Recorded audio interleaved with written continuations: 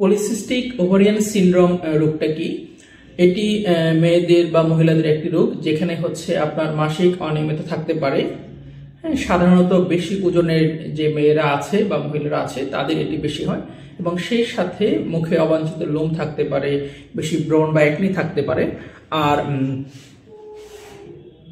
Ultrasonogram করলে দেখা যায় যে আল্ট্রাসোনোগ্রামে সিস্টিক অ্যাপিয়ারেন্স বা ওভারিটি একটু বড় হয়ে গিয়েছে বা এনলার্জ ওভারি লেখা থাকে আল্ট্রাসোনোগ্রাম রিপোর্টে, অথবা পলিসিস্টিক অ্যাপিয়ারেন্স, অনেকগুলো সিস্ট মানে হচ্ছে পানিপূর্ণ থলে, অনেকগুলো পানিপূর্ণ থলে বা সিস্ট দেখা যায় আল্ট্রাসোনোগ্রাম করলে।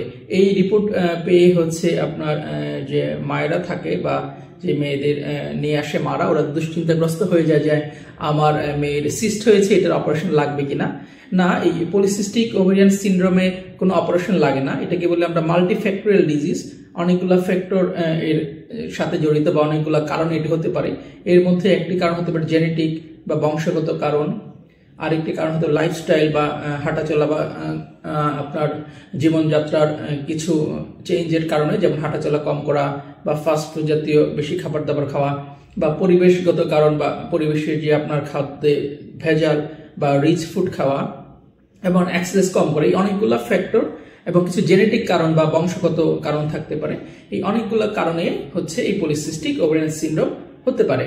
তবে হচ্ছে মজার ব্যাপার হচ্ছে এটার নাম সিস্ট হলেও এই সিস্টের কোনো অপারেশন লাগে না বা এই ট্রিটমেন্ট, এই রোগের চিকিৎসা কোনো অপারেশন দরকার হয় না। তাহলে এটার চিকিৎসা কিভাবে আমরা করি? এটার চিকিৎসা হচ্ছে যাদের ওজন বেশি থাকে তাদের ওজন কমাতে হবে।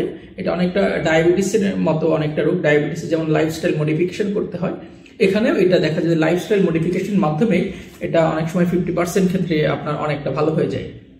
সেই ক্ষেত্রে আমরা বলি যাদের ওজন বেশি তাদের 30 থেকে 40 মিনিট ঘাম জোরে জোরে জোরে হাঁটতে হবে। হাই ক্যালোরি ফুড বা হচ্ছে আপনার যেগুলাতে কার্বোহাইড্রেট বেশি থাকে বা রিফাইন্ড ফুড যেমন কোক, ফান্টা, পিৎজা, বার্গার, এই জাতীয় বা ফাস্ট ফুড, এই জাতীয় খাবারগুলো খাওয়া যাবে না।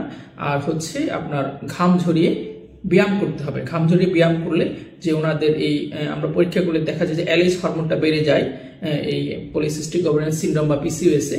এই ব্যায়ামের মাধ্যমে কিন্তু এই LH হরমোনটা কমে আসে এবং যে পিরিয়ড ইরেগুলার থাকে সেটা রেগুলার হওয়া, এবং যে ডিম ফুটতে সমস্যা হয় বা ওভুলেশনের সমস্যা হয়, এবং অনেকের ক্ষেত্রে দেখা যায় যে বাচ্চা কনসিভ হচ্ছে না বা বাচ্চা কনসিভ করতে সমস্যা হচ্ছে, এই সমস্যাগুলো কিন্তু এক্সারসাইজ বা ঘাম ঝরিয়ে ব্যায়ামের মাধ্যমে এগুলো আপনার ঠিক হয়ে যেতে পারে বা নর্মাল হয়ে যেতে পারে।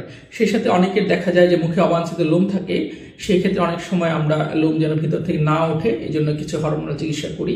এবং অনেককে দেখা যায় আমরা ইনসুলিন রেজিস্ট্যান্স কমানোর জন্য বা ওজন কমানোর জন্য কিছু ওষুধপত্র দিয়ে থাকি, যে ম্যাটফর্মিন বা এম্পাগ্লিফ্লোজিন ও ম্যাটফর্মিন কম্বিনেশন।